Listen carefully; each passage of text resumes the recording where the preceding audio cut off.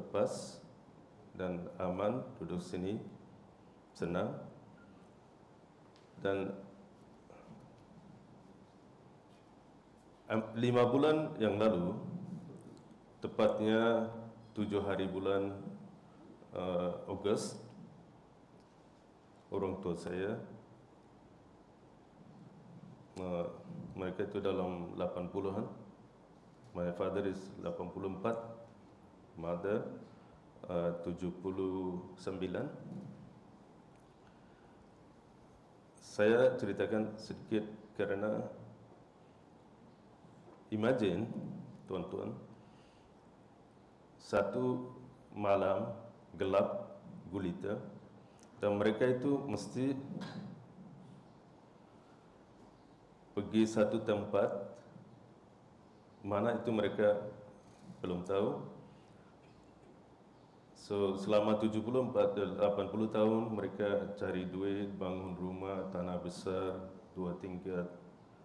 Tapi hari itu begitu juga tinggalkan semua dengan pakaian sepasang saja. Kami beruntung selama ini, my grandfather worked for the government, my father also worked for the government, I also worked for the government for about 10 years. Then I moved to Malaysia. So pelarian itu ada kebetulan ada sudah beberapa kali, bukan 1-2 kali saja. Sebab junta selama 70-80 tahun selalu ada satu operasi untuk menghapuskan atau menghabiskan orang Rohingya itu dengan cara macam-macam.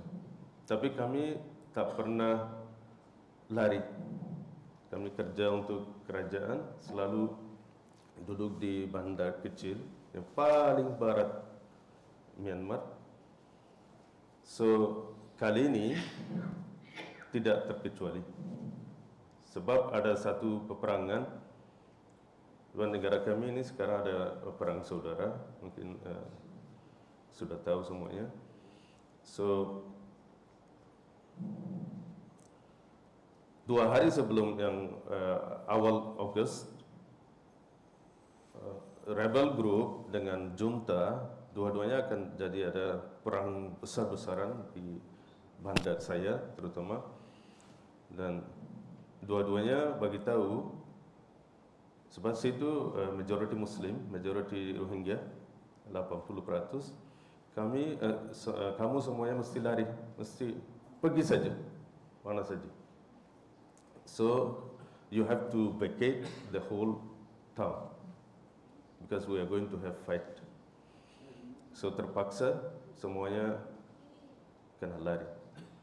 So disitulah saya tahu nak share juga betapa pentingnya itu kemerdekaan. Right? Yang satu lagi, saudara-saudara sangat beruntung sebab tidak pernah menjadi minoriti di negara-negara yang bukan Islam. Susah amat. So sebaliknya, jadi minoriti dalam negara Muslim itu selalu beruntung. Sebab Muslim tak boleh tekan orang. Itu bezanya. So karena saya prepare slide, lebih baik saya ikut slide. Saya pilih tajuk ini sebab saya tak tahu mana saya ceritakan. Terlalu banyak cerita. You can mix more. You can speak English and Malay. Okay. So that is why I choose this topic. At least yang ada dalam dengan luar itu ceritanya macam mana. Dan satu lagi, you all listening to me first-hand information. So mungkin tak pernah dengar saja dalam berita saja. Sebab saya duduk di tempat itu selama 35 tahun dan saya tahu semuanya apa yang terjadi di situ. So Ini sedikit background Myanmar. Kalau kita lihat map, or you already know, because here, this is the place quite close to Thailand and Malaysia and all this. We have some Malays living here around this area. And we have basically 7 divisions, 7 states. So altogether 14 provinces kalau bahasa sini. Kebetulan what happened, di situ ada satu suku, satu tribes, Bama namanya. Karan, Kecing, Kaya, Cing itu ada 8 lah. Bama ambil 7 division. Yang division itu tengah-tengah. 7 division diambil oleh Bama, yang satu tribe besar. Kemudian ada 7 province dibagi ke 7 tribe yang lain. So altogether 8 tribe. So Bama itu selalu dominan. Untuk menjadi tentara, certain rank mesti Bama. Itu nasionalisme, dia punya nasionalisme. Tidak mungkin jadi orang besar daripada tribes yang lain. Demikian dia manage in this way. So this is the area and total population for now, 54 million around that.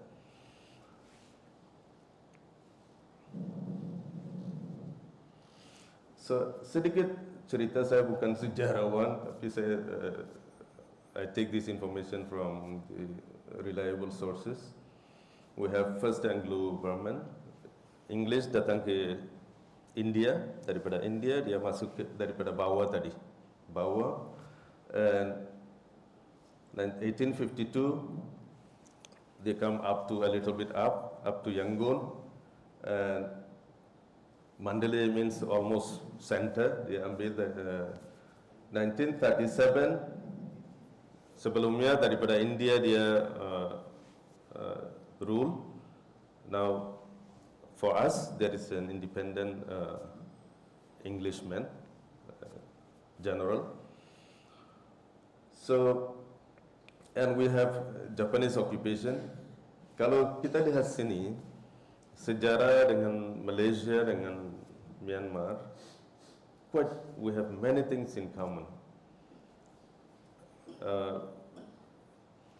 We don't have Portuguese, Dutch only. Other than that, we want independent.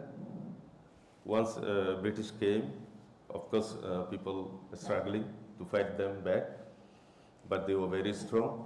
And then we get help from Japan. When we bring Japan, they don't want to go. Same story here, right? Because they find all the natural resources and they don't want to go. And then we have to go back to the British again to get their help to remove Japan. So I guess same story here also. And we got finally independent from the British. So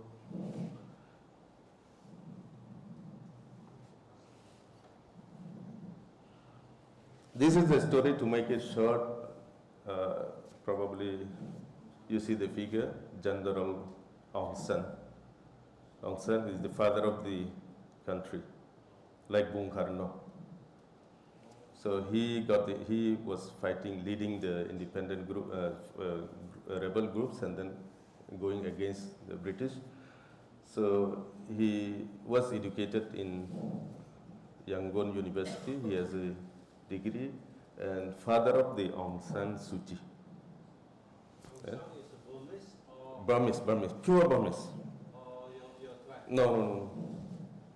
So then he went to lead the delegation and talk to the British again to come after he come back. Then we signed the independent, and we got independent quite early compared to this region. We got independent in 4th January 1948, almost 10 years earlier than here. But if we see the story, those 10 years only we have good time. fruitful time. Even though we are struggling for the to get independent, and we had democracy only those 10 years, 2 terms democratic election. After that, in 1994 until 62, General Ne Wing. This is Aung San.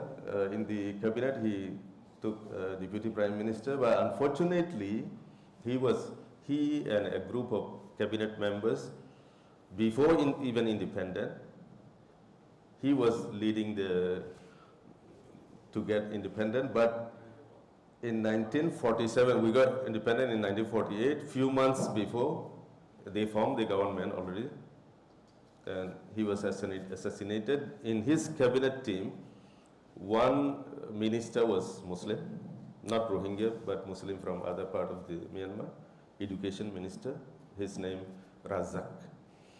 And one of his bodyguard, also Muslim. So 2 Muslims among 6, 7 of them. During a cabinet meeting, the enemy group came and then killed them. So which was exactly, the Aung San Suu Kyi was just 2 years old at that time, merely 2 years. And he was a very, obviously, as an independent leader, father of the independence, he was very visionary and very good to all the tribes, even Muslim and all this. He visited our place just before his death. He came to our place, see all the Muslim Rohingya leaders. So this one, the second person here, my wife's grandfather. So he was, during 2 terms democratic election, he won. He was a police officer, basically, working for the British at that time. And because he was a nice person, he was nominated and elected for 2 terms. But today, my wife is not the citizen of that country.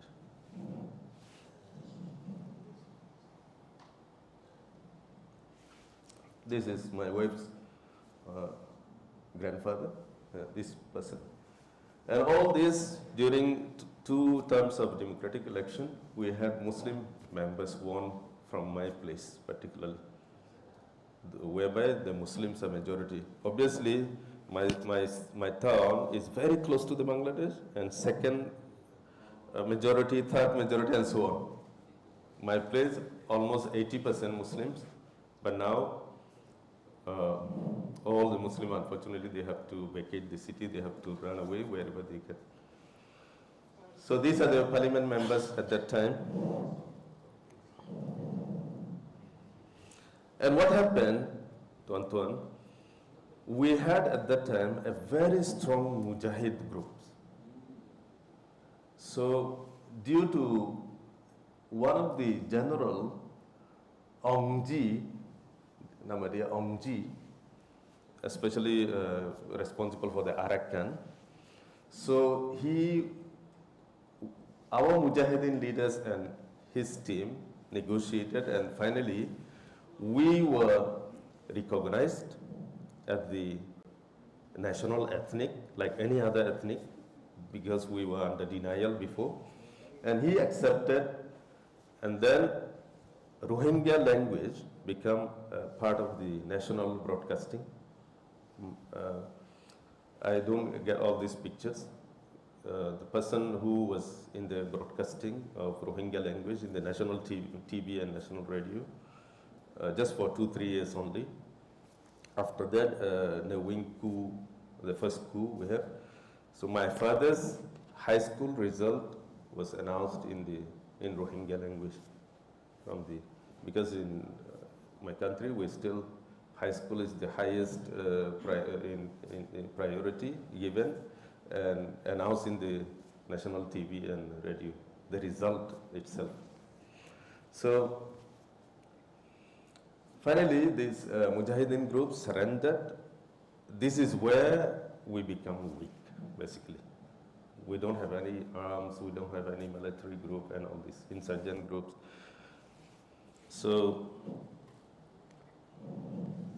then what happened after this good time democratic government? This is the guy, General Ne Wing. Most of you probably have seen him. And he coup the country for first time in 1962 and then confiscated all the properties of non-Buddhists, whoever. Because British brought some Indian, Pakistani, and Bangladeshi to work for them for some businesses and all this. So particularly Pakistani from Surat, we call Surati, the tribes, they bring some investment from Pakistan and they were doing very good business. Most of the businesses belong to them, and this Ne Wing confiscated everything. Overnight, these Pakistanis, Indian, they have to run away. This Pakistanis group, majority, they did not go back to Pakistan. They went to UK. Now they are having very good business and madrasa, school, and all this. Because I met one person, Pakistani, due to the Ne Wing's confiscation, he left to UK and come back for a visit with actually Jamaat Tabligh movement. They came Rombongan. So after that, this is the beginning of, we are highly marginalized, highly discriminated, because these are his moves, basically.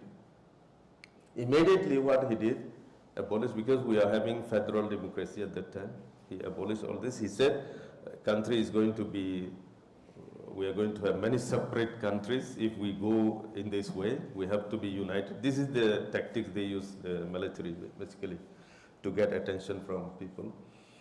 And he introduced the Burmese way of socialism. He learned from Russia and socialism. So, and nationalized all the economics, and single party, there's no election after that, and so on, until the uprising in 1988, led by the student. So altogether from 62 to 88, he led the country 26 years, and we were at that time having very good businesses and even a sport and everything, you know. Because for education, I met in Indonesia a professor. He studied in Yangon University, and they know Myanmar as a good football team and all this. We had very good time at that time, and then he was the one damaged. We were in the last now, right? Or create all the civil wars and banning all the medias. The worst thing is he introduced a draconian citizenship, very notorious citizenship law, whereby the only Burma and the other national groups, blood, based on blood. Citizenship is decided based on the blood only. So if there is no Buddhist blood, no way, right? So this is where Rohingyas are completely under denial of citizenship. And even then, the citizenship was continuous until I was in my high school. I got citizenship. And after 2 years, they said, you all, my family members, for example, you all come from Bangladesh. So my youngest, they did not get anything. They said they come from Bangladesh. But while I am having, my parents having citizenship. So this is how they made it. And continuously, the other guy in 1988, what happened in 1988, Aung San Suu Kyi's mother fall sick, and she came to see her mother, basically. And then at the same time, we have uprising by the student, the whole country. So she led the uprising, and she became very popular because she was educated in India while her mother was ambassador over there. She was in India, and then she got a degree also from India, and they moved to UK, and she got her master's from Oxford. And unfortunately, she got married to a British. So during uprising, she became very popular, and this guy, this Mong, his name, General Mong, he was quite, at that time, quite okay. He immediately had the election, and the election was completely free and fair. Aung San Suu Kyi won 85% of the seat, landslide. After that, he wanted to surrender the power, but this guy, the second guy, came, coup him. The other guy retired and coup him, and creating all these narratives. Because how possible a foreigner's wife become prime minister here? There was a narrative. And they created many things, and then until she was in the house arrest, she was in jail, and so on. But unfortunately, later on, I cut a bit. Later on, she walked. It was a power sharing only. We had it from this guy, basically.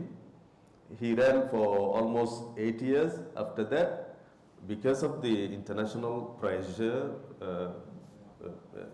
embargo and all this, they realized that they need some transformation. They need to transform. This guy a little bit flexible, and then he took civilian dress and conducted election again, and obviously he won because it is just a sham. And then he ran the country, slightly transforming from 2010 to 2015. Then 2015 was the time. Even in 2010, so around 2012, Aung San Suu Kyi was released from the house arrest, and she went for by-election, and she won. She was in the parliament, basically. And then after that, in 2015 election, Aung San Suu Kyi and her party won again, landslide. But once they won, the party won, National League for Democracy they call. And then, obviously, military was also very powerful. She was trying to avoid the coup again, and she compromised, basically. And it was a kind of power sharing. All the important ministries belong to military, like Home Ministry, Defense Ministry, Border Ministry, Trade Ministry, a few. And then she was just having non-functional, something like. So it was a compromise. But what happened from 2015 to 20, she won. But because she was wife of foreigner, again because during his time, they draw a constitution, very notorious constitution, all those conditions put again in the constitution. So she was, no way she came to power. So someone created a state councillor, something like supervising the team. Anyway, she was in the cabinet. So she ruled, and at that time, 2012, our Rohingya crisis happened. And later on, continuously, in 2016, they won. Aung San Suu Kyi cannot be president, so she made her proxy, the other guy, and he ran for only 2 years. After that, he has health problem, and then they make him again. Aung San Suu Kyi was just a state councillor. But during all this time, we had crisis in Arakan, because in Arakan, we were basically sharing with a Buddhist group in Arakan. The population was around 50-50. When we got independent from British, our population around 40,000. This Buddhist group, our neighbors, basically around 60,000, is more or less 100,000 population only in Arakan. But Muslim grows faster. Obviously, we have more children and we have other things. So around 20 to 30 years, the population become balanced. Therefore, if we have any election, half of the seat Muslim win basically. So they see all these things, then discrimination has started. In 2010, just now, we had some candidates, but in 2015, our voting right and for the nomination right, all taken again. Immediately, we have nationality card. For example, me and elder generation, we have nationality card. Quickly, within 1-2 months, they changed with a temporary paper. They took all the nationality card, and then after that, with this paper, you cannot vote, also you cannot be nominated. So therefore, we have 2 terms, sham democracy, right? But we did not enjoy. We could not enjoy. However, what happened, during this time, the Generation Z, they got at least 10 years of time, some flexibility, and the education and all this grown very fast. And these are the generation when we have another coup by, I have the picture later, by current junta in 2021. In 2021 also, because in 2020 election, she won again, very landslide. So the general at that time, they want create some situation again.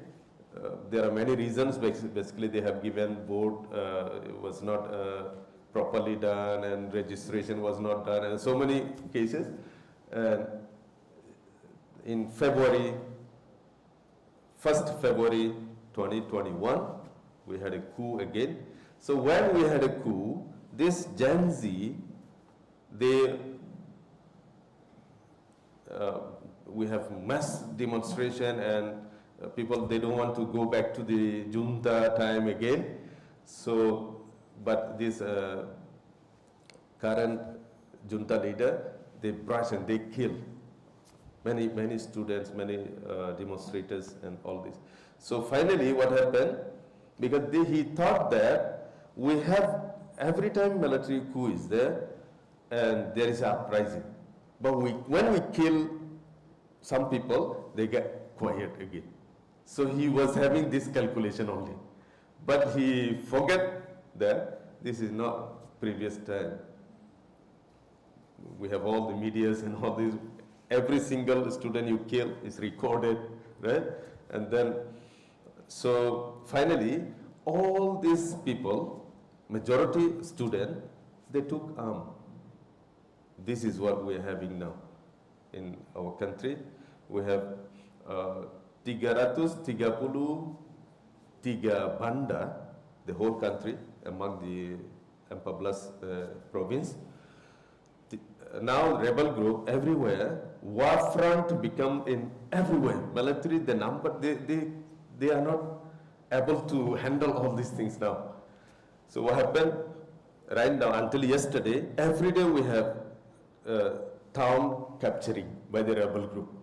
Until yesterday, 98 banda sudah diambil oleh rebel group, and they are ruling all the cities. Junta become. So this is what I will come back there, because in Arakan, just now I was trying to share. We are 2 groups, but this Buddhist group, we are almost half and half. This Buddhist group was always favored, but throughout the 60-70 years by the junta, they play game, religious game, right? And then both of this Buddhist group and junta, they were actually very close collaborator, because same religion and same, they are only having power. Because during this junta time, we cannot be government officer. So I wanted to be government officer in Arakan, no way. So I come to Yangon and I work for the university because that was not possible in the Arakan. So they make it all the police service, all the social service, everything Muslim free, but Muslim majority there, Muslim free. So then what happened during the uprising, even before uprising, this Buddhist group in Arakan, we call Rakhine, this Rakhine group realized that because Rakhine was a kingdom before, this Burman group took the Rakhine 250 years ago. During they were independent country, some Muslim rulers also there. We were sharing shoulder to shoulder, developing the Arakan. But when Burmese junta came, they start playing game and they favoring Buddhist group and discriminating Muslims. So now what happened, together with all other rebel groups, other ethnicity, this ethnicity also become against the junta. So now in Arakan, here we have, these are the population and 17 cities we have. During when I was young, all these 17 cities, we had Muslim live there, Rohingyas live there. But now during the military ruling, with the collaboration of this Buddhist group, they try to remove from cities to cities and remain only 3-4 cities Muslim. The other cities without no Muslim at all, they made it. So finally they become, they are fighting with the junta now. So recently this rebel group captured out of 17 17 bandar di Arakan, 14 until few days back, 14 bandar captured by the rebel group. Because junta has war front everywhere. So what they do now, junta is almost like whoever they get, any teenagers or whatever, they abduct and then put in the because they have, and then also they make it compulsory for 18 years to 35 years, you must serve for the military. So who want to die? If it is a good time for military, people join military. Now they are losing everywhere. So this is what happening. So what happened in Arakan, just now they have taken 17 out of 17, 14 bandar sudah dikawal oleh rebel group. But the problem is now, we have 3-4 cities Muslim remain. In my city, for example, majority Muslim. But what they do, when they want to capture these cities, my city was captured last month. It took 4 months for them. And when they begin war, they want to attacking my city. Junta was there and attacking my city. This rebel group, also junta, made this announcement that I started at the beginning. You have to leave from the cities. And then next to my city, also Muslim majority, they captured it about 6 months ago. They used different tactics. Burn the whole city where the Muslim majorities are, and then Muslims just run away. This rebel group easily captured the city. But the problem is, in other part of the Burma, when they capture a city, the rebel group, the ethnic groups, people come out and enjoy. But for us, because we are not friend to this rebel group, we are not friend to junta. Are they killing all Muslims now? Are they killing all when they caught all the Muslims? Are they killing? Yeah, it's like my place is like Gaza, completely like Gaza. A Muslim, you go wherever you want to go, and then now, for example, my house, we have a small car, 3 motorbike, just left. And this rebel group, when they win, they capture everything. all our belonging. They took, because in other cities also they win, right? They just bring everything there. So what happened, junta now, until now, junta, they use jet, they bomb, right? Very recently also, junta, so I think I don't follow this thing. These are the operations that whenever they want to make an operation, what they do, what they want to kill Muslim, they use some of their proxies, like Muslim, small armed groups, they bring it to our place, for example. And then, this is the reason. So what happened recently in 2012, 2016, 2017, there was a mass killing, people running away. You can see in 2017, almost a million. Right? This is my parents belong to this group recently, very recently, about 70,000. Those who are in the city, then they have to also leave. So majority of them in Bangladesh now. So this is how the situation is happening. Unfortunately, as I said, in other part of the country, people enjoy, they capture a city, everybody came out and celebrates. But for us in Arakan, even the Buddhists also, they cannot easily come back home. They are also displaced because of the war. Because if they come back home, junta come and boom. So they are also in desperate situation. However, it is also there are sometimes narratives that we are killed because we have small rebel groups and fighting back to them. So they make operations. Every time they go for operations, this armed group and junta and this Buddhist group, they brush and they kill. They fire the city, the town and all this. So. Why don't you bring your parents come here? My parent was here tahun 2017. They came here, and then but they are not. If they want to go back their home, I mean that's the thing. Yeah, old folk. Yeah. So now at their very old age, they are in Bangladesh. So every time they have the operation, this is 2017, the last operation that millions of people ran away. This is how they do.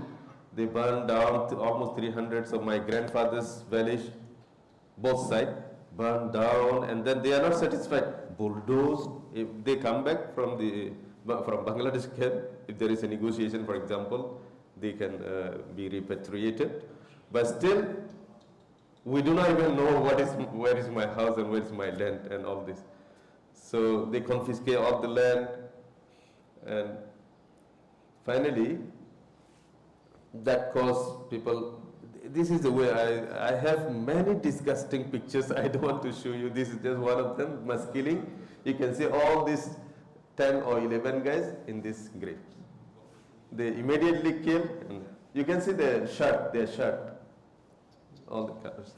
So this is just very small example. I don't want to show hundreds of. Recently, what happened when on 6th August, because junta is still very strong in my city, the rebel group almost outskirts of the city.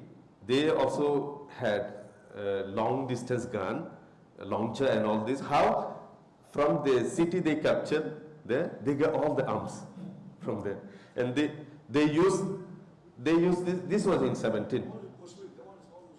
All Muslim, all Rohingyas. So this is how they burned down the village. So what happened? This rebel group firing with the launcher. A few. Why? So we have rebel groups in Bangladesh. Well, we are still very weak. As I said, when we surrender, after that we are not going for fighting. We just live there because religion-based hatred. yeah, it's hugely. The hatred, the propaganda, Junta always do this propaganda. These Rohingyas are like virus. They give example of Indonesia, Malaysia. Some Buddhist monks, very hardliners, they give example of Indonesia. You see, 700 years ago, Indonesia was a Buddhist country. Hindu, all the temples you can see there. Once the Muslim came in, they converted the whole city, the whole country. So this is the tactics these hardliners use. So Rohingyas, they can penetrate and they can make all of you Muslims. But the ironic thing is, the Buddhists, they have different tactics from other non-Buddhist groups. For example, we have UN here, right? UNHCR, all the Rohingyas and some minority migrants, they registered there. There is a third country resettlement program under the UN. They bring them to Canada, USA and all this. But these are all missionaries. It's not simple, they are helping. All this, if you go to UNHCR office here, inside the UNHCR compound, there are 6 very strong missionary NGOs. They organize their country and they organize all this, and they bring, for example, some Rohingyas. Before, Rohingyas were Muslim only. There is no other religion like Malay. I do not, during my 20 years stay here, I do not find Malay Christian. Right? But Indonesia, a lot. Because they took advantage. In 1980s, they had Christian defense minister, and they brought all the missionaries and they make it. They took. You have not been to the church in Jalan Kasih. There's a church in Jalan Kasih. Yeah. You can see a lot of priests. Really? I should explore this thing. So what happened, this third country resettlement, now with this resettlement project, we have Rohingya Christian groups in Canada, Rohingya Christian group in New Zealand, in USA, because this is how, because if they took all these families to their country, their target is not me, not elderly people. They will find a place where you like. Near the masjid and all this, they will come. Because I have a short story. My brother-in-law is in the US. When some people, third countries resettlement people came to US because from our neighborhood.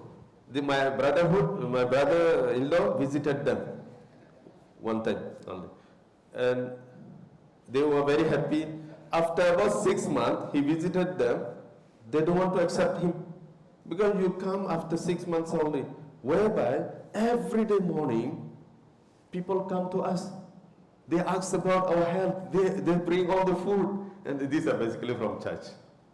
This is how they manage. Even in Indonesia also they do the same. Yeah. So after that, if you are convinced, they are nice people helping you along the way from Arakan, Malaysia to US. They are good people. And next day, they call your son or your daughter, those who are growing still, for Sunday school, Sunday activity. So you allow, obviously, because our people are also less educated. Right? This is how they are changing all this. These are games, basically. They have master plan. But Buddhists, I give you this scenario, Buddhists, they are different. They use power, they kill, you have to be Muslim. In Arakan, we all change our religion, the next day, we are free. So that's why I'm telling you, in our case, some in ASEAN level, there is a narratives, it is communal, Rohingyas are bad, fighting and all this. It is not, it's a religion basis, basically. If we change, we believe their faith, then next day we are okay there. But even though we are less educated, I have to be fair here. Rohingya Muslim, less educated, you can see all the gypsies like, but Iman, there's Iman and they are strong still in their belief. Otherwise, they change their religion over there, right? What's the difference between Gaza and Palestine? Gaza, the religion is Yes, yes, yes. Our people also quite strong, but due to the, these all these missionary works. From your info, how many is actually ulama there? We have actually many ulamas before. No, all that. Because our ulama basically was trained in either India or in Pakistan. So we have different school of thought. Hanafi, very strong, and then and our ulamas at that time, they are not learning Burmese. To understand Quran, they learn Urdu rather, or they learn Arabic. That was the communication problem also we have with the junta and all this, because ours religious teaching based on the our neighboring countries, right? Forbis, Yes. that means the Rohingya doesn't have leaders, don't have strong leaders and organization to help themselves. It is, I should say, You are suppressed by the junta. yeah, I should say yes, because we have the leaders, but we do not have until now a leader who can organize all these. If you see, list down our NGOs in all over the world, we have hundreds, and we have leaders. Also, recently, around 2012, my wife's uncle, who is in the USA, he is a full professor in Penn State University. He was educated in Myanmar and moved there. And OIC was pioneering to organize all these Rohingya groups. The meeting was in Saudi Arabia, and my uncle, he was they call Arakan Rohingya Union. So he was the leader. But recently he passed away. Obviously we have this kind of organization, but we do not have an organization like our neighbors, the Buddhist group. They become in 10, 15 years very strong armed group. They can fight and they can get back 14 cities among 17. Your uncle, that one is the leader actually. He's supposed to bring this to. Yeah, that's the thing. We do not have a very strong armed group until now. And this is the only solution. Because arm, you have to come with arm. There is no other way. So, but unfortunately we do not have very strong armed group yet. I want to do that, but am I able to do? This is the thing, right? So, so I have actually many things. This is how they burn the city, and this is how people ran away from home, just came to the shore. And this is how people run away, crossing the water around there. And this is the camp in Bangladesh, in something like Shah Alam, section 13, and millions of people there. Because Bangladesh is also a very small country. Until then, we have to be very thankful to Bangladesh. Right? They at least give us a very small piece of land for every household there. They were some of them, majority of them, who are very rich and having good business in their home before. Now they are equal over there. So, this is the recent guy, junta now. He took power, killed many people, and almost 100 cities. Yeah. And in Arakan, just now I mentioned 17 cities. All these are red spot taken by the rebel group. Only 3 cities remain. Here, junta is still very strong. Here, and this one. That's all in the whole state. So the rebel group fighting these cities also. This is my hometown, where when these are army military. Rebel group captured life. These are army before. This is in my home city, Mongdo. And now what happened? When they captured, these are Buddhist group, they can come back home, but not Muslim. Rohingyas are not allowed. They are coming back home. And this one happened last week. In one city, some Muslims in their displacement camp, and junta come and bomb. Because they, indiscriminately, they do not know whether Muslim village or rebel group just happen like this. So this is the camp I'm going to visit. Balukali camp. Almost 500,000 there. Muslim.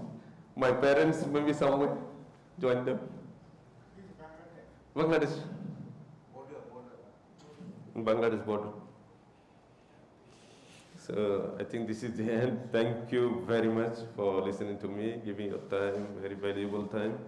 And inshallah, I will be traveling on 23rd night, and I will be there 2 weeks. I will see if I go to my parents. If there is a space for me, me and my family, 5 of them, we will be there.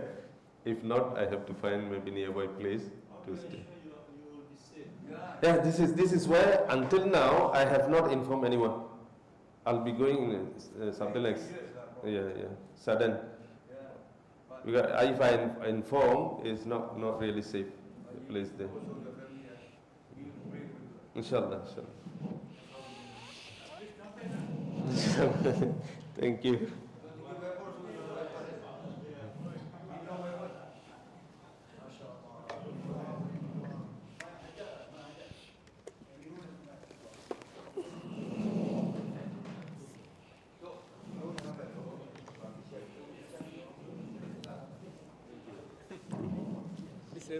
Same religion as junta. Same religion. They are actually same before. Buddhist. Sorry. Safe journey. Yeah. Not much, but that's all I can do. Thank you. Thank you so much.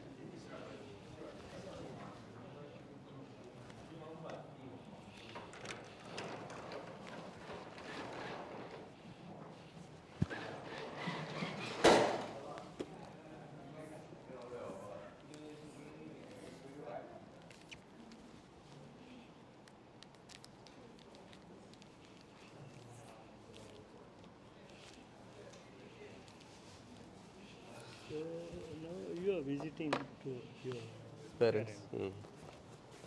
to Bangladesh. Bangladesh. I got the visa and everything. I booked air ticket already. But it's really not easy journey. So not easy journey, difficult journey. So Brother? it will be around how many days for the trip? 2 weeks. 2 weeks.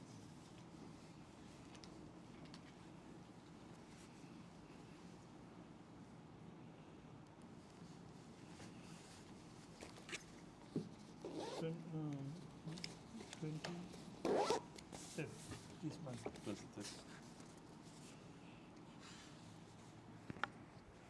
Two times.